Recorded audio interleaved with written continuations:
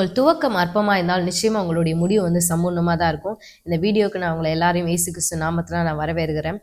அநேக கிறிஸ்தவர்கள் வந்து காலகாலமாக பண்ணுற தப்பு என்ன அப்படின்னா, ஜெபத்துல வந்து பயங்கரமா பவர்ஃபுல்லா ப்ரேயர் பண்ணுவாங்க. இயேசு நாமத்துல உன்னை கட்டிக்கிறேன், எனக்கு விரோதமா எழும்புற பிசாசை உன்னை கட்டுகிறேன், என் குடும்பத்துக்கு விரோதமா எழும்புற பிசாசை உன்னை கட்டுக்கிறேன், என் சாபத்தினாவே உன்னை கட்டுகிறேன், விக்கிரகத்தினாவே உன்னை கட்டுகிறேன், இதெல்லாம் ஓகே, கட்டுக்கிறேன்னு சொல்லி வருட கணக்கா ப்ரேயர் பண்ணுவாங்க.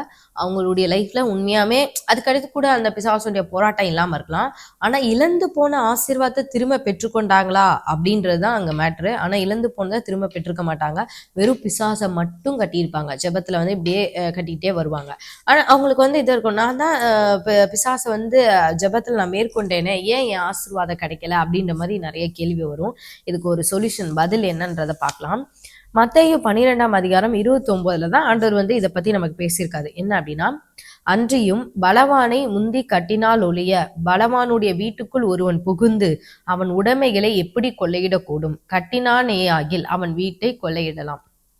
அதாவது இந்த இடத்துல என்ன ஆண்டவர் சொல்ல வர்றாரு அப்படின்னா, இப்போ உங்ககிட்ட இருந்து சத்ரு வந்து எல்லா ஆசீர்வாதத்தையும் திருடிட்டு போய் ஒரு வீட்டுக்குள்ள வச்சிருந்தான் அப்படின்னா, வச்சுட்டு வெளியே வந்து அவன் நிக்கிறான், அவன் பலவான், ஒரு ஸ்ட்ராங் மேன், அவன் வந்து ஸ்ட்ராங் மேன், கோலியாத் மாதிரி ஒரு ஸ்ட்ராங் மேன் வச்சுக்கோங்களேன்.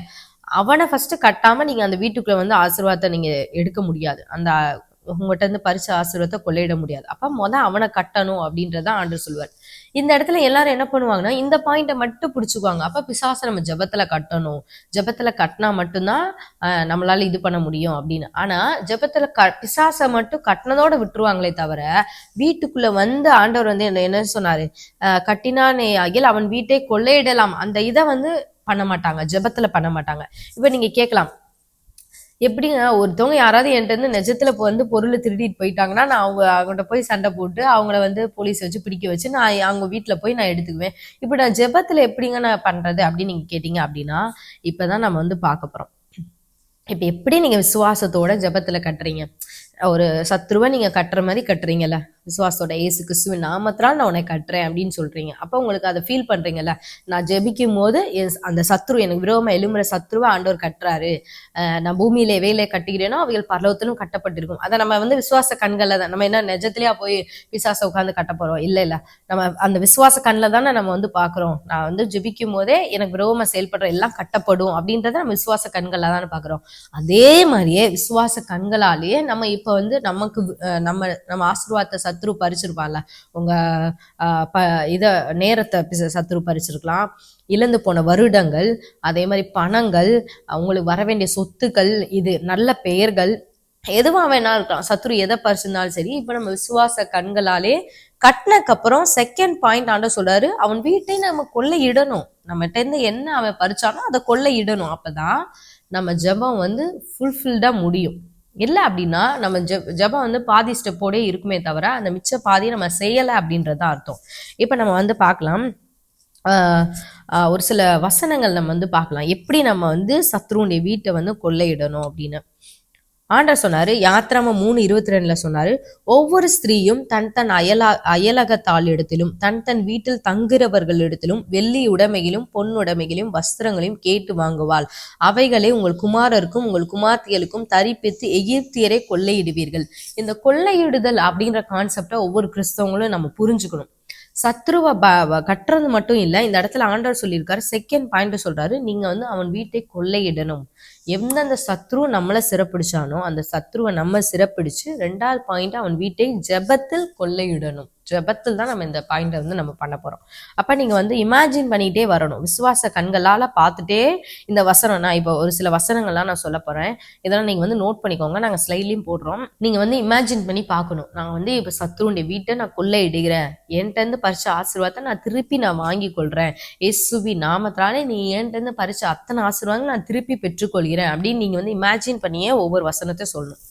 ஏசாயா 45:14, எகிப்தின் சம்பாத்தியமும் எத்தியோப்பியாவின் வர்த்தக லாபமும் நெடிய ஆட்களாகிய சபேயரின் வர்த்தக லாபமும் உன்னிடத்துக்கு தாண்டி வந்து உன்னுடையதாகும். அப்ப இந்த இடத்துல எகிப்தின் சம்பாத்தியம்னா உலகத்தின் சம்பாத்தியம், சத்ரு வந்து நம்மகிட்ட இருந்து பறிச்சு அந்த இடத்துல வந்து கொடுத்ததான அத்தனை இதையும் உன்னிடத்துக்கு தாண்டி வந்து உன்னுடையதாகும்னு ஆண்டவர் சொன்னார். உங்களுக்கு வர வேண்டிய ப்ரொமோஷன் இன்னொரு ஆளுக்கு வந்து போயிருக்கலாம். உங்களுடைய ஞானத்தை பற்றி சத்ரு இன்னொருத்தனுக்கு கொடுத்துருக்கலாம். அந்த மாதிரிலாம் நிறைய விஷயங்கள் நடக்கும். இந்த எகிப்தின் சம்பாத்தியத்தை ஆண்டவர் என்ன சொல்லியிருக்காரு, உன்னோடக்கு வரும்னு இருக்காரு. அப்ப நம்ம அதை இமேஜின் பண்ணி நம்ம வந்து பார்க்கணும். அடுத்து யோபு 20:15 இருக்கு. அதாவது அதுக்கு மேல வந்து சர்ப்பத்தை பத்தி தான் ஆண்டவர் சொல்லியிருப்பாரு. அவன் விழுங்கின ஆசையை கக்குவான், தேவன் அதை அவன் வயிற்றிலிருந்து வெளியே தள்ளி விடுவான் இருக்கு. அப்ப இமேஜின் பண்ணி பார்க்கணும். சர்ப்பத்தின் ஆவியோ எந்த ஆவியோ என்னுடைய ஆஸ்தியை முழுங்கிருந்தாலும், எந்த சத்ரு என் ஆஸ்தியை முழுங்கிருந்தாலும், இப்ப ஆண்டவர் வந்து அதை அவன் வயிற்றிலிருந்து வெளியே தள்ளி விடுவார். சத்ருடைய வயிற்றிலிருந்து நான் வெளியே பெற்றுக்கொள்கிறேன். அந்த ரூம்குள்ள போய் நான் அதை பெற்றுக்கொள்கிறேன். அந்த ரூம்ன்றத ஒரு வயிறு மாதிரி பார்த்துக்கோங்க. எப்படி யோனாவை வந்து மீன் வயிற்றிலிருந்து வெளியே தள்ளி விட்டார்ல, அந்த மாதிரி பார்த்துக்கோங்க. அதுல இருந்து ஆண்டவர் என்னுடைய ஆஸ்தியை வெளியே தள்ளி விடுவார் அப்படின்னு சொல்லி இமேஜின் பண்ணிட்டு நீங்க ப்ரேயர் பண்ணும். அடுத்து உபாமம் 20:14 இருக்கு. ஸ்திரீகளையும் குழந்தைகளையும் மிருக ஜீவன்களையும் மாத்திரம் உயிரோடு வைத்து பட்டணத்தில் உள்ள எல்லாவற்றையும் கொள்ளையிட்டு உன் தேவனாகிய கர்த்தர் உனக்கு ஒப்பு கொடுத்த உன் சத்துருக்களின் கொள்ளை பொருளை அனுபவிப்பாயாக. பாருங்க, ஆண்டவர் ஒவ்வொரு முறை தேவனுடைய பிள்ளைகள், நம்ம பைபிள்ல படிச்சிருக்கோம், எப்பப்பெல்லாம் சத்துருக்கள்கிட்ட போய் சண்டை போடுறாங்களோ ஆண்டவர் அனுபவிக்க, ஏன்னா சத்துருக்களுடைய கொள்ளை பொருளை நமக்கு அனுபவிக்க நமக்கு வந்து உரிமை இருக்கு. ஏன்னா சத்துரு ஒரு காலத்துல நம்முடைய ஆசீர்வாதத்தை சாப்பிட்டுருக்கான். வசனம் சொல்லுது, வெட்டி கிளிகளும் பச்சை கிளிகளும் பச்சை புழுக்களும் பட்சித்த வருஷத்தின் விளைவை உனக்கு கொடுப்பேன். அநேக வருட கணக்கா சத்துரு நம்மகிட்ட வந்து அடிமையாக்கிட்டான். சோ அந்த சத்துருக்களுடைய கொள்ளை பொருளை நான் அனுபவிப்பேன் அப்படின்னு நீங்க விசுவாச கண்கள்ல பார்க்கணும். அது யோசுவா 22:8 இருக்கு. இந்த வீடியோ ஃபுல்லாமே நம்ம வசனம் தான் இருக்கும். ஏன்னா இந்த வசனத்தை வச்சு நீங்க ஜெபத்துல நம்ம யூஸ் பண்ணதான் சத்ருடைய கொள்ளை பொருள் நம்ம எடுக்க முடியும். நீங்கள் மிகுந்த ஐஸ்வர்யத்தோடும் மகா ஏராளமான ஆடு மாடுகளோடும் பொன் வெள்ளி வெண்கலம் இரும்போடும் அநேக வஸ்திரங்களோடும் உங்கள் கூடாரங்களுக்கு திரும்பி உங்கள் சத்துக்களிடத்திலே கொள்ளையிட்டதை உங்கள் சகோதரரோடே பங்கிட்டு கொள்ளுங்கள். பாருங்க, சத்துருக்கள்கிட்ட கொள்ளையிட மட்டும் ஆண்டவர் சொல்ல, அந்த கொள்ளையை வந்து சகோதரரோடே பங்கிட்டு கொள்ள ஆண்டவர் சொல்றாரு. நம்ம ஜெபத்துல வந்து சத்துருக்கள்கிட்ட கொள்ளையிட, அதாவது இழந்து போன ஆசீர்வாதங்கள் நம்ம வாழ்க்கையில திரும்பி வரும்போது நம்ம அநேகருக்கு நம்ம பிளஸ் பண்ற அளவுக்கு ஆண்டவர் நம்மளை ஆசீர்வதிக்கிறான். 1 சாமுவேல் 31 தாவீது ராஜா இதைதான் பண்ணுவாரு. 30ஆம் அதிகாரத்துல அவர் வந்து சத்துருக்கள்கிட்ட போய் அவருக்கு இழந்து போன ஆசீர்வாதம் எல்லாம் கிடைக்கும் போது அவரு அந்த ஒரு வசனம் கூட நல்லா வரும், தான் நடமாடின எல்லா இடத்துக்கும் வந்து அவர் வந்து கொடுத்து அனுப்புவார்னு இருக்கும். அவருடைய கொள்ளை பொருளை அந்த கடைசி வசனம் பார்த்தீங்கன்னா இருக்கும், எப்ரோனில் இருக்கிறவர்களுக்கும் தாவீதும் அவன் மனுஷரும் நடமாடின எல்லா இடங்களில் இருக்கிறவர்களுக்கும் அனுப்பினார். 1 சாமுவேல் 30:31. உங்க ஃப்ரெண்ட்ஸ், உங்க ஃபேமிலிஸ், உங்க ரிலேட்டிவ்ஸ் எல்லாருக்கும் நீங்க பிளஸ் பண்ற அளவுக்கு ஆண்டவர் நிறைவா ஆண்டவர் உங்க கரங்களை ஆசீர்வதிப்பார். அடுத்து பாத்தீங்கன்னா ஏசாயா 62:8, இனி நான் உன் தானியத்தை உன் சத்துருக்களுக்கு ஆகாரமாக குடைன், உன் பிரயாசத்தினாலாகிய உன் திராட்சரசத்தை அந்நிய புத்திர குடிப்பதும் இல்லை என்று கர்த்தர் தமது வலது கரத்தின் மேலும் தமது வல்லமையுள்ள புயத்தின் மேலும் ஆணையிட்டார். இப்ப நிறைய நாள் பாத்தீங்கன்னா வட்டி கடன் வாங்கும் போதெல்லாம் பாத்தீங்கன்னா நம்மளுடைய சாப்பாட்டுக்கு நம்ம வச்சிருக்க காசை கூட நம்ம எடுத்து கட்டுற மாதிரி தான் இருக்கும். அப்ப பாருங்க, அந்த வசனம் பாருங்க, இனி நான் உன் தானியத்தை உன் சத்துருக்களுக்கு ஆகாரமா கூட. நீங்க சாப்பாட்டுக்குன்னு வச்சிருக்க காசை நீங்க வந்து அதை வட்டி கடன் வந்து நம்ம சத்துருக்களுக்கு கொடுக்குற மாதிரி தான். சத்துரு தான் அதை வந்து நம்மளை அறியாமலே பறிக்கிறது. ஹாஸ்பிட்டலுக்கு போற செலவுலாம் அப்படிதான் நமக்கு போகும். நம்ம சாப்பாடுக்கு நம்ம அந்த காசை வச்சிருந்தோம்னா நம்ம நல்லா திருப்தியா நம்ம சாப்பிடலாம்.